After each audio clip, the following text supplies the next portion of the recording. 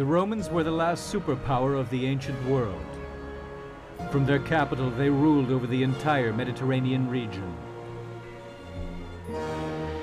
Rome's architects, engineers, and strategists shaped this giant city, but they did not found it. Dig deep enough in Rome, and you find traces of the buildings of an earlier, mysterious civilization. A civilization the Romans tried to write out of history. But Roman historians left just enough clues for one man to pick up the trail 2,000 years later, of the Etruscans.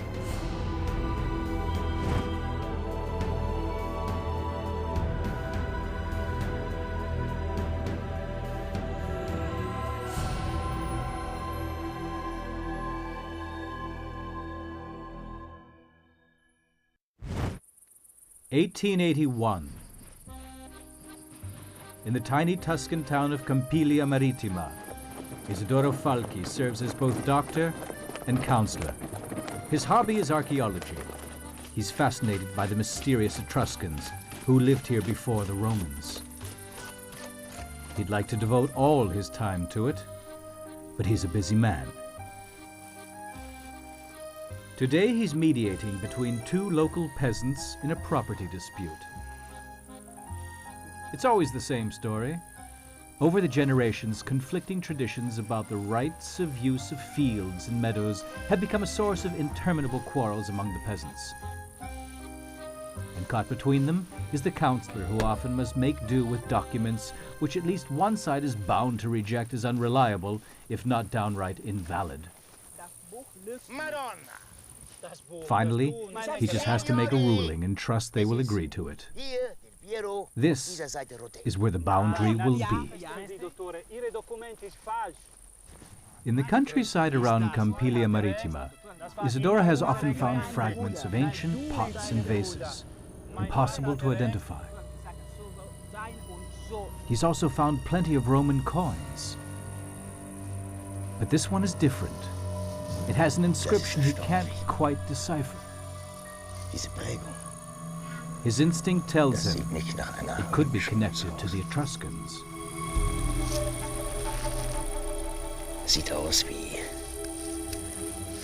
And that's something he must check right away.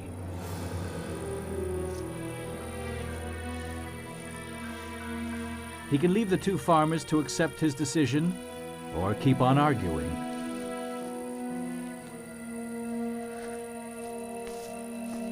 Roman and Greek historians said that in the 7th century BC there were 12 centers of Etruscan civilization, forming a federation. By now, 1881, 11 of them have been found. The Romans called the missing settlement Vetulonia, and there was always a rumor that it must be near Campiglia Marittima. Today, Falchi's patients will have to wait. Because if this coin really is Etruscan, it could be the first solid evidence of the location of Vetulonia. Isidora has seen the Etruscan alphabet in books. It looks a bit like the Latin alphabet, except that it's written from right to left. In fact, the Romans developed their letters from the Etruscan alphabet, so it's the direct precursor of today's Western European script. Italian archaeologists have been trying to locate Vetulonia for decades, but the Romans did a good job of erasing their predecessors from history. There can be no doubt, these are Etruscan letters. They spell F-A-T-L. Fatal is short for Fatluna or Vetulonia. Many of Isidoro's patients bring him coins they find in the surrounding countryside, but none quite like this. He is a scientist. He's gathering information to be absolutely certain before he makes a public statement.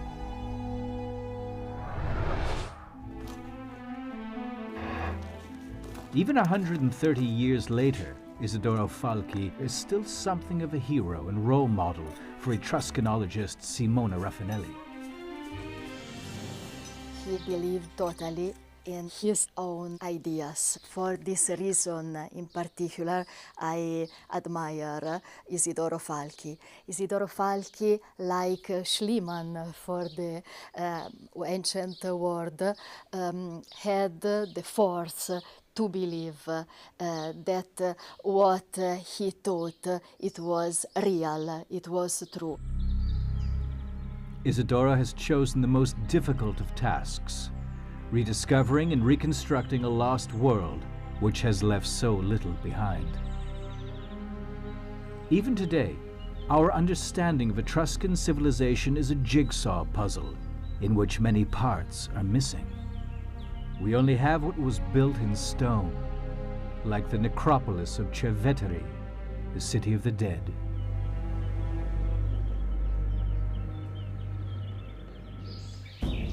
Or these, known as the hollow roads. They crisscross the countryside, hacked up to 20 meters deep through solid rock using only axes and mattocks. What was the point of it all? No archaeologist has ever come up with a convincing explanation. Some of these paths run parallel to each other, ruling them out as transport routes. Maybe they were roads for the gods. And working out what the gods wanted was the most important task of Etruscan priests. The sound of thunder, the flight path of birds, the shape of lightning, the condition of a sacrificial animal's liver were all signs of the will of a higher power. The Romans and Greeks said the Etruscans came together once a year at a holy place to take important decisions based on the will of the gods. But they left posterity no hint where this place was. Until, in 2006, archaeologists discovered it was here at Orvieto in Umbria, right in the geographical center of Etruscan territory. A team from the universities of Macerata and Perugia had found the religious center of Etruscan life, the Fanum Voltumni. That was the name the Romans gave it. Fanum means holy place, and Voltumna was one of the Etruscans' most important gods. This was never a unified state like the ones the Romans built. The Etruscans had no capital city. The 12 settlements came together here to debate and agree future policies in the name of the god Voltumna. It's the ancient historian Livy that tells us about the political meetings and the important political decisions that were taken at the Fanum Voltumne. He also tells us about religious ceremonies, markets, theater and sports events that were taking place in this that was the sanctuary of the Etruscans. The location of Fanum Voltumne was the holy grail for Etruscanologists. Scholars had been searching for it since the Renaissance, even here in Orvieto, but they had never found any evidence of the exact location. These teams have now excavated 2 altars of a kind unique in the whole of Tuscany. According to Roman historians like Livy, the sacrifice would gain the goodwill of Voltumna, who rules over human destiny. Even death could be put off by up to 10 years. This extraordinary precision with time was typical of the Etruscans. If we're to believe the Romans, they even predicted their own demise. They said their civilization would last exactly 1,000 years. The earliest Etruscan remains have been dated to the 13th century BC. Archaeologists usually need an inscription to prove the identity of a place they have found. But Alba Frascarelli doesn't think they're going to find one.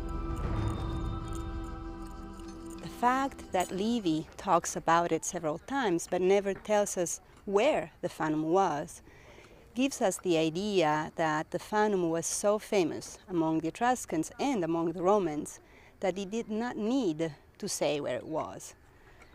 It would be like nowadays talking about the Colosseum, and you don't need to add I visited the Colosseum in Rome because everybody knows that the Colosseum is in Rome.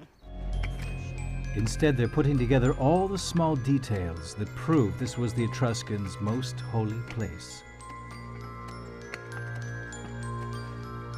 And the most convincing evidence is an inscription found in the year 2008.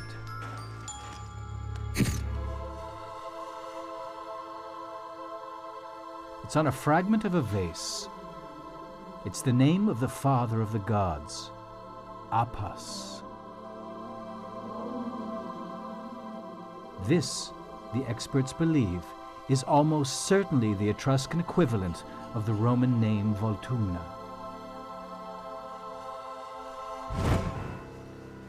In 1881, the inscription on a coin tortures and fascinates Isidoro Falchi as he pursues his search for the remains of Vetulonia, the 12th Etruscan town. On one of his rare free weekends, he stops at an inn in the village of Colonna di Boriano. But asking the padrone of Colonna di Boriano's only ristorante whether he has any information on similar coins coming to light in the region merely puts the man on alert. He won't be fooled by the stranger's talk of scientific or historical value. Of course, he's seen Roman coins like this before, but they've all been duly handed over to the authorities. After all, there's a reward for finds like these, isn't there? So the padrone thinks this is a Roman coin. How so? Well, how stupid can you get? Colonna di Boriano was once a Roman city, and the characters on the coin exactly match those on the ancient wall next to the city gates. Falchi is electrified. If he is right about the origin of the coin, then the inscription on the city wall must be Etruscan too. The landlord, however, is certain there's nothing of any value there, just some old stones. And they're definitely not worth getting excited about, let alone an excuse for dashing off with an unsettled bill. The guy could at least have left some modern coins behind.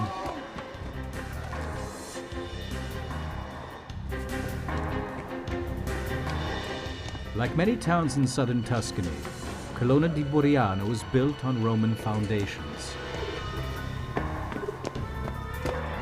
But if Isidoro finds Etruscan inscriptions here, history will have to be rewritten. He knows what to look for. The Etruscans built with great blocks of stone. This wall could easily be Etruscan.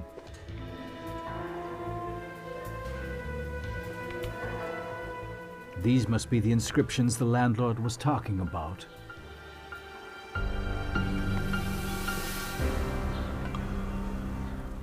They look exactly like the letters on the coin.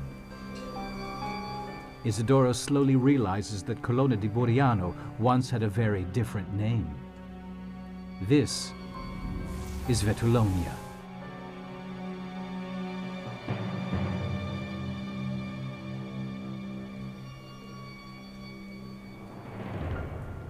"130 years later, philologists have learned to read the Etruscan language.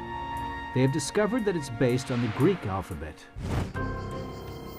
But deciphering longer inscriptions still takes time.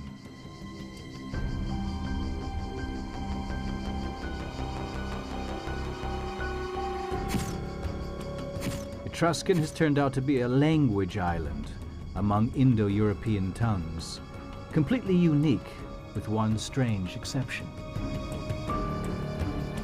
In 1885, a stele was found on the Greek island of Lemnos in the Aegean.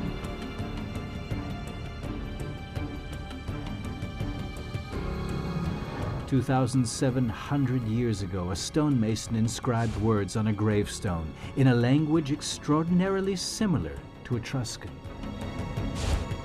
This discovery triggered a new debate about the origins of the Etruscans. Did they come to Italy from elsewhere? Even the ancient Romans and Greeks couldn't agree about that. Some said the Etruscans came from Troy, others from Persia. Certainly their strange expressive art makes it tempting to look for exotic origins.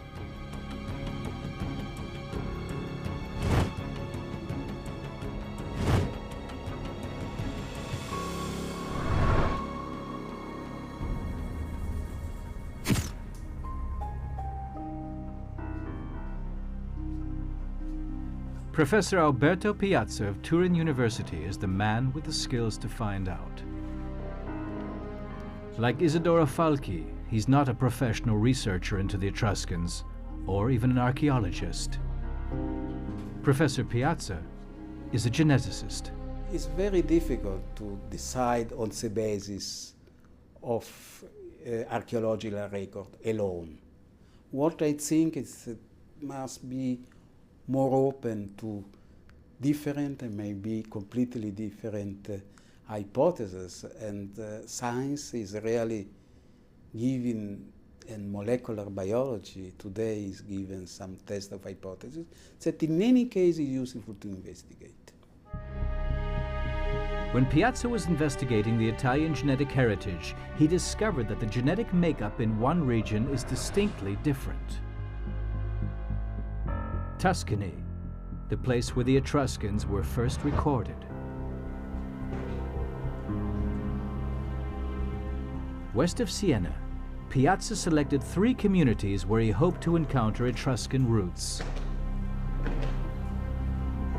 Here in Volterra, they even have an Etruscan city gate. This was one of the 12 Etruscan towns. The history of Volterra plays a very important role in the history of Etrurian and the history of Etruscan, and so from historical records were very well known. And the town, the village of Volterra is isolated enough to make us very aware of a sampling which is very meaningful from the point of view of archaeological records. Piazza concentrated on the Y chromosome of the people of Volterra. That means he was investigating the male line.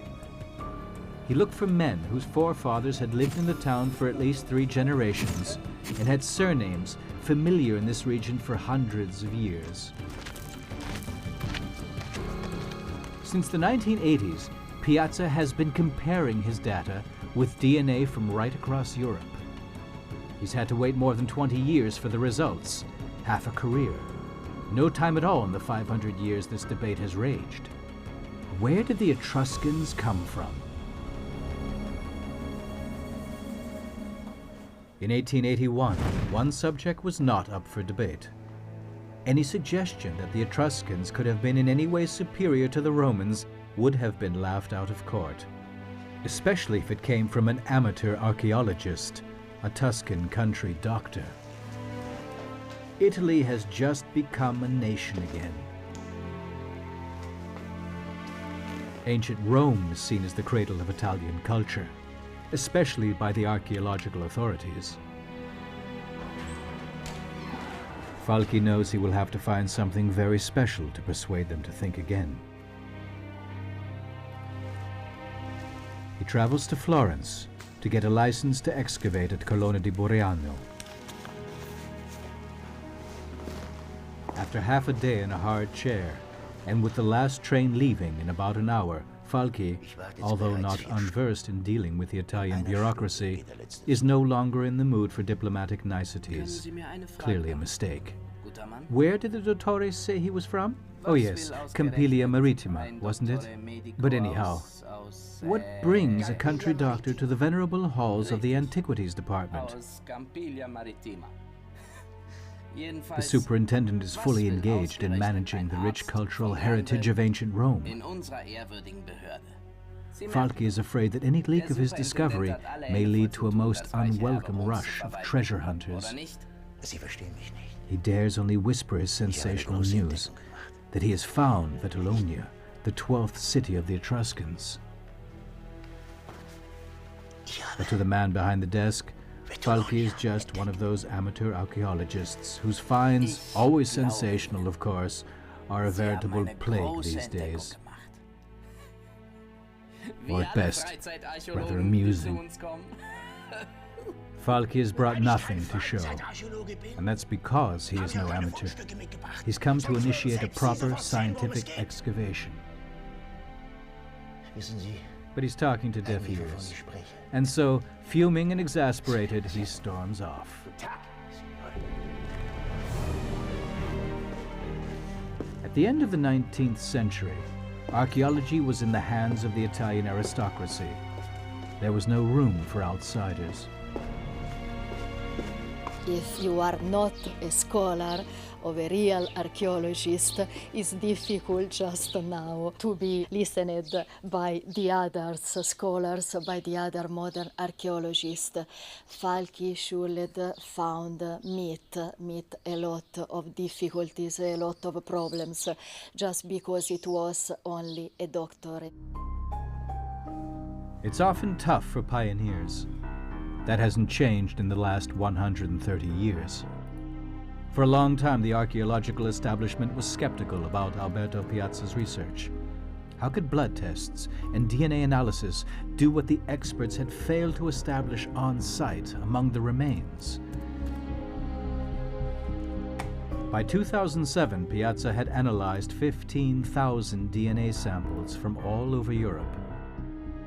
The result was a genetic map which established the Tuscan men from Volterra and other former Etruscan towns were most closely related to a tiny population group living near the island of Lemnos in western Anatolia, once known as Lydia, which is remarkably close to a description by the 5th century BC Greek historian Herodotus. When famine and poverty spread in Lydia hundreds of years ago, the people traveled west through Greece to Italy. This question had split the experts for literally thousands of years. Finally, it was answered. There was a long discussion about that, and Dionysius of Halicarnassus has a theory of an autochthonous origin, and Herodotus has a completely different history from Anatolia. And it's very difficult to think about very old records for mythological narrative, but we think that probably Herodotus was right. Whether that is really the end of the argument remains to be seen. But there's one thing everyone agrees on. The Etruscans were different.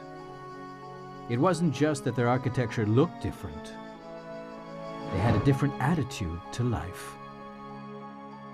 No Etruscan houses remain, but archaeologists do know how they designed their houses, even how they decorated their rooms, because their tombs were exact replicas of the insides of their homes. On the walls of the Tomb of Reliefs in Cerveteri, archaeologists found stone copies of the departed's belongings, status symbols of an important citizen. Even his bed and those of his wife and children have been carved into the walls. The Etruscans slept on soft pillows. Just like in the tombs of ancient Egypt, Etruscans should lack for nothing in the next life. Next to the bedroom was the living room. Luxury, parties and dances, all an accepted part of Etruscan life. Something their neighbors couldn't forgive them for. The Greeks and Romans found it scandalous.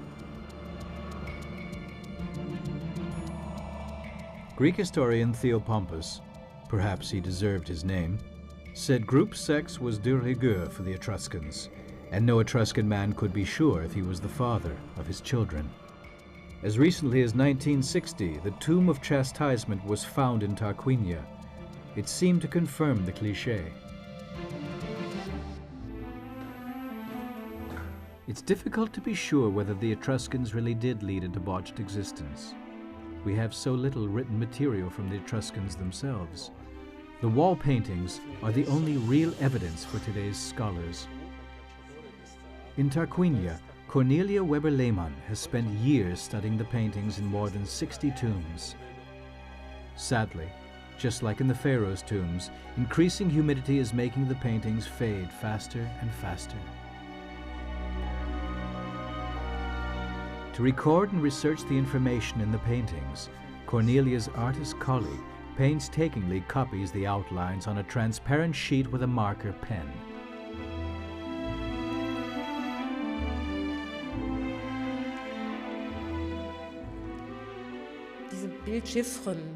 Cracking this code, deciphering this picture language is a wonderful challenge, especially in the tombs where you can barely see anything with the naked eye. One thing becomes clear.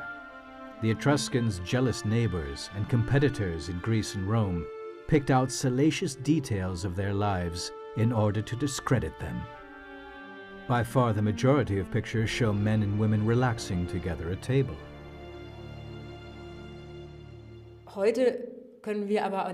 Today, we can read something quite different in these pictures. Companionship in marriage, a delicate relationship with a touch of the erotic, that served above all to keep the family together and to strengthen the clan.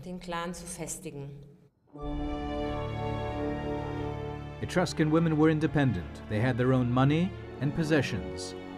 Roman women were completely subservient to their husbands.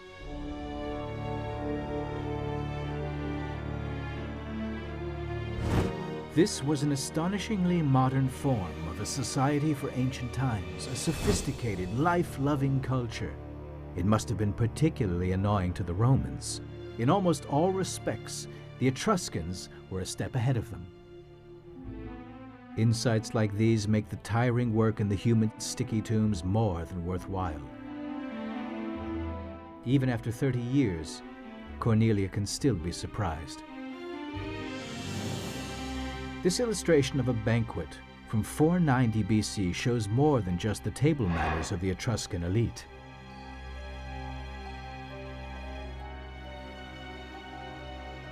It's the oldest depiction of a table in human history. There's a boy dressed in white, and he's approaching the table to serve the guests with wine. Under the table, you can see plates and bowls used for washing, so we know that the guests probably washed their hands before coming to the table. That's something we just didn't know before. 1881. On this night raid with his son Andrea, Isidoro doesn't need to interpret what he finds. He just has to unearth objects. There's no other way to get a license to dig to find Vetulonia. Falchi is forced to go against his own principles. Will they be the first, after 2 millennia, to disturb the peace of the bodies once buried here? Isidoro can trust no one except his own son. A few weeks ago, beneath the town walls of Colonna di Buriano, they had come across a concealed wall. Isidoro is sure it must be the outside wall of an Etruscan hill tomb. Tonight, under cover of darkness, this town councillor will break into the tomb.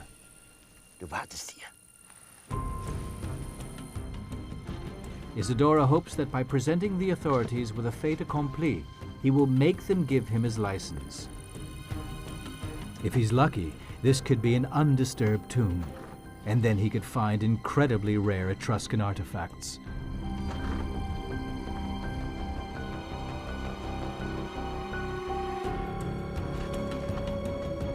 But if grave robbers have been here before him, no one will believe him, and he himself could be in trouble with the law.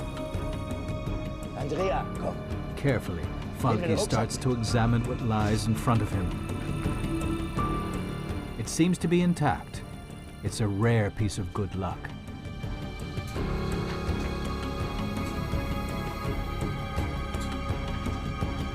Tonight, Isidoro and his son are themselves the grave robbers. The Etruscans laid their funerary goods on wooden tables. The wood has long since disappeared, but some of the objects remain. Among them is a weapon, a battle axe, it seems. This alone would be a major find. But then Falchi and Andrea notice something special. The axe is elaborately crafted.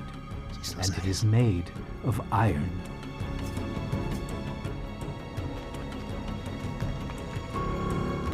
This must have been the tomb of an important person. On the bed of the departed is the helmet of a man who died more than 2,500 years ago. The helmet too is made of iron. Isidoro knows that the Etruscans were skilled craftsmen, and he knows that funerary goods are rarely so well preserved. Finds like this must be near a town like Vetalonia, the missing link in the history of the Etruscans. He's certain that the antiques department will listen to him and finally grant him a license. The Etruscans were so skilled in metalwork and produced so much that their weapons and artworks were in demand well beyond their original homeland.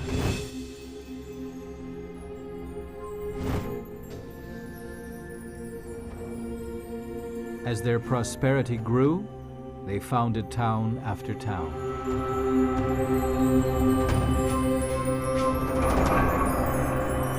By the 6th century BC, they had established themselves in an area from the Po Valley to Campania. For a long time, the big question was iron the decisive factor in their expansion? And if it was, where was it made? The trail leads to Populonia, opposite the island of Elba. Populonia was the only Etruscan town that actually lay on the coast. Today, nothing at all remains of Populonia here in the Bay of Barati. But what you can find everywhere are traces of ancient iron production. 2,500-year-old remains of a layer of slag that once covered the land meters thick and made archaeological investigation impossible. Until 1910, when a mining company began removing the slag to extract the remaining iron ore. They uncovered more and more tombs. Archaeologists tried desperately to halt the work. It was a race just because obviously the companies working here don't want to lose time. And archaeologists on the state and so on tried to get more it was possible because they knew that they couldn't stop the companies, but they want to save much stuff it was possible. The archaeologists managed to save some of the most impressive tombs from the miners' pickaxes.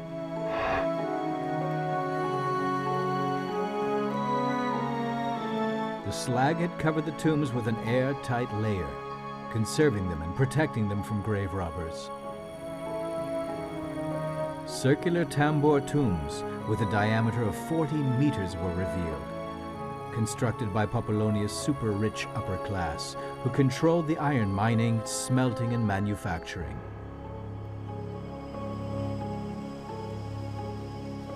At first, there was no sign of the workplaces of what must have been a big industry. But now, high above the coast, archaeologists are excavating the ancient metal workshops and smelting ovens. Archaeologists knew that the Etruscans mined and made a lot of iron, but they are only just beginning to discover how much. Silvia Guideri is a specialist in ancient metals. She's been sifting through the layers of slag for 5 years. They have been working more or less 2.5 million tons of iron ore, and from this quantity they get more or less 700,000 iron. That is really an impressive quantity. Today, the Bay of Barati is a picturesque coastal landscape. In ancient times, this was the center of a huge industry that smelted and worked iron for the entire Mediterranean. The sky was black with smoke from hundreds of smelting ovens.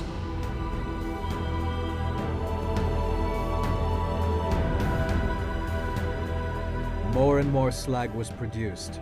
Over 2 centuries, the bay was covered with 1 million cubic meters of black slag. It formed a solid layer over the ground in the tombs that lasted for 2,500 years. A new place had to be found for the dead. The city planners made a virtue out of necessity and transformed the quarries above Populonia into tombs for the privileged classes. But compared to the giant graves on the coast, the narrow shafts in the quarries offered little space. The dead must not stand in the way of the Etruscans' industrial development.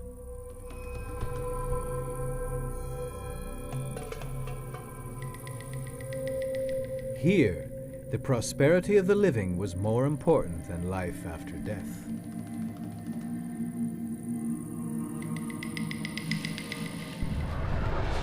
This town became the Etruscans' most important trading center.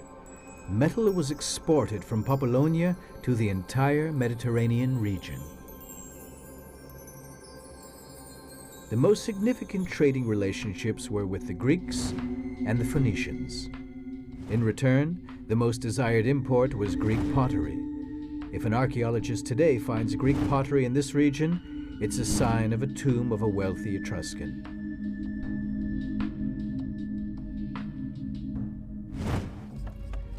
After his first successful tomb raid near Colonna di Boriano, Isidoro Falchi excavates more and more tombs. Now, at last, he has a license. The authorities can no longer ignore him. Apart from objects of iron and pottery, he has also found a delicate brooch known as a fibula. This was the most important piece of jewelry for an Etruscan woman. It's the showpiece of his excavations. Every week, officials from Florence inspect what Isidoro has unearthed and claim the most valuable pieces for themselves. Isidoro's license works entirely to the benefit of the authorities. The head of the Antiquities Commission still doesn't believe Falchi's theory that he has discovered Vetulonia.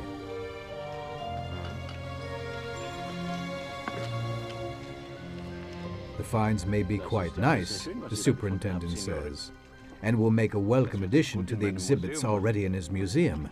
But where is the city Falchi claims to have located? Tombs and graves do suggest a necropolis. That much he will admit.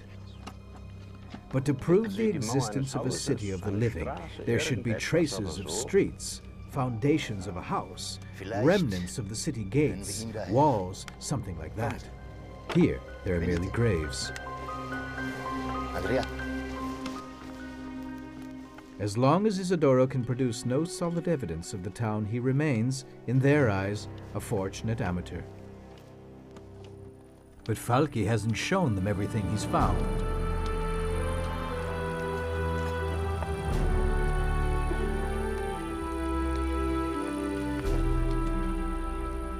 He's had men digging uphill from the tombs, and they've hit walls that quite clearly belong to a town, and not to more graves.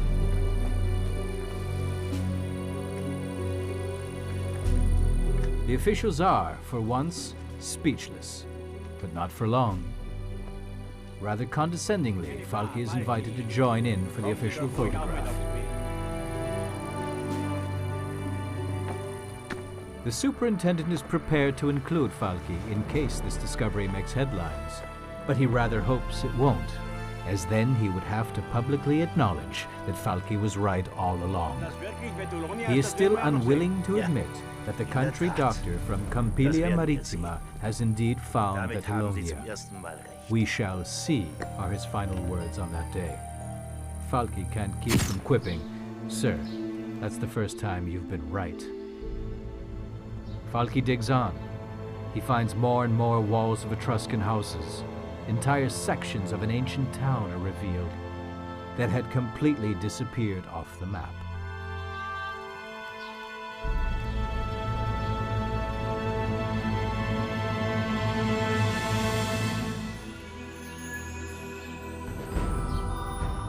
From Falchi's excavations, we can at last tell what the town looked like and how people lived here. Along a fortified street, Falchi found the remains of atrium houses. They opened onto the street and had tiled roofs. It's a style of building the Romans later copied. Just as in the tombs of the great necropoles, the owners of these houses took great care with the interior decoration. And the inhabitants of Vetulonia, or their slaves, didn't even have to leave their houses to fetch water. For the first time in 2,500 years, the name Vetulonia regained its rightful place on the map. Isidoro Falchi had triumphed. Apart from the name, there's little to remind visitors of this town's rich history. Today, less than 1,000 people live in Vetulonia, and there is no visible evidence of the Etruscans. The walls that Falchi identified 130 years ago still stand at the entrance to the town. And though Falchi correctly identified Vetulonia, maybe he didn't get everything right. When Falchi, at the end of 19th century, found this tall and monumental and big wall, he thought it was a city wall, without doubt. Now the modern scholars, the modern archaeologists, and me too, think that this could be a base for a big temple of the city. The wall is only 30 meters long. That's very short for the fortifications of an important town. Etruscan temples discovered in other locations support Simona's hypothesis. Their walls are exactly 30 meters long. What Falchi thought were city walls are in fact the foundations of a temple. Bit by bit, Simona Raffanelli is continuing the excavation of Vetulonia. She's carrying on where Falchi's work stopped at his death in 1914. And perhaps, quite soon now, the whole story of this Etruscan city can be told. Because new discoveries of Etruscan and Roman coins in the same layers of earth suggest that the end of Vetulonia, or the Etruscan Fotil, was quite different than hitherto believed. The finding of coins, Roman and Etruscan together, is very important for us, modern archaeologists today, because these coins teach to us that in the last century of the story of Vatl, Roman and Etruscan live together in the peace. According to the ancient sources, war raged for 150 years between the Etruscans and the Romans. One Etruscan town after another was conquered, until in 264 BC, the Romans stood before the gates of Orvieto, the Etruscan spiritual center.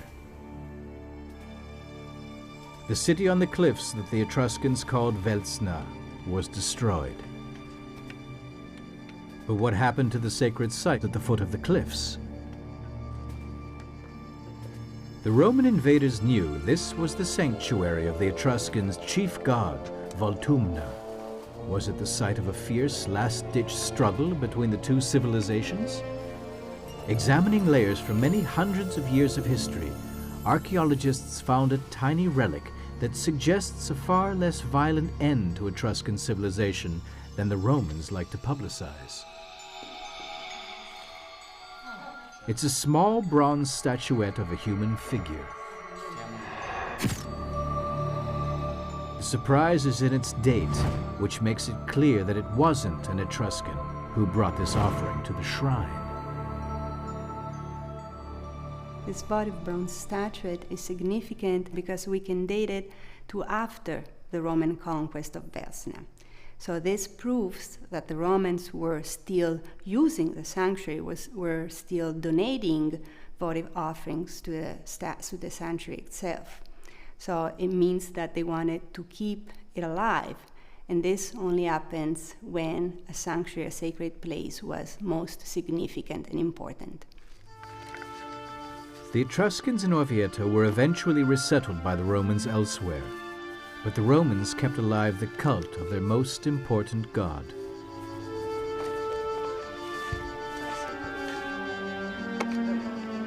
Perhaps it was because the Etruscans' gods had proved so effective at foretelling their future.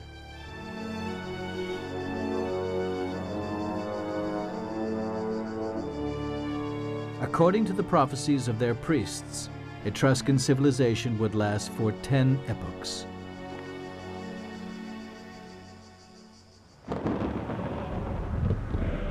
After that, their civilization would disappear into the darkness of history.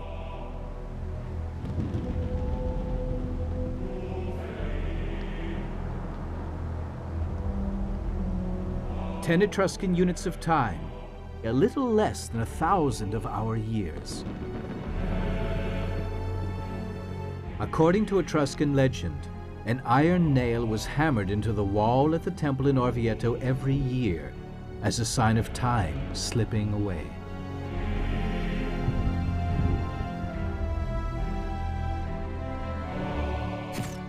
This Etruscan bronze mirror illustrates the legend. The half-naked winged goddess Norcia swings her hammer with one hand, while the other holds the nail.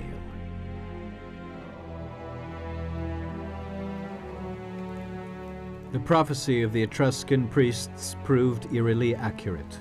The 1st century BC was the last century of the Etruscans. After that time, we have no trace of the Etruscan language. A people that enjoyed the fine things in life and preferred peaceful coexistence and trade to war and conquest walked off the stage.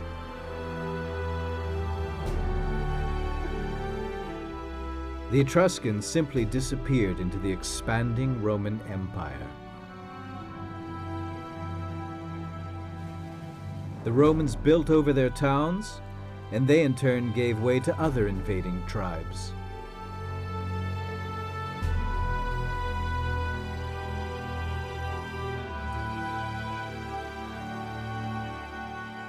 Although the Etruscans left few traces to be found by archaeologists, look closely enough, and the signs of their legacy are everywhere.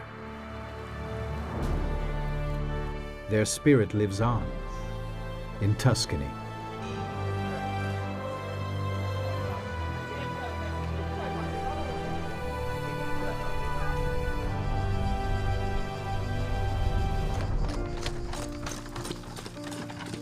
In spite of his remarkable discoveries, Isidoro Falchi was never recognized by the archaeological establishment. In his will, he wrote to his son, "I now pass on the excavation of Vetulonia to you. Study Latin and Greek, and absorb all the knowledge of the ancient world. But do not become a doctor, because then nobody will take you seriously, and you will never become an archaeologist."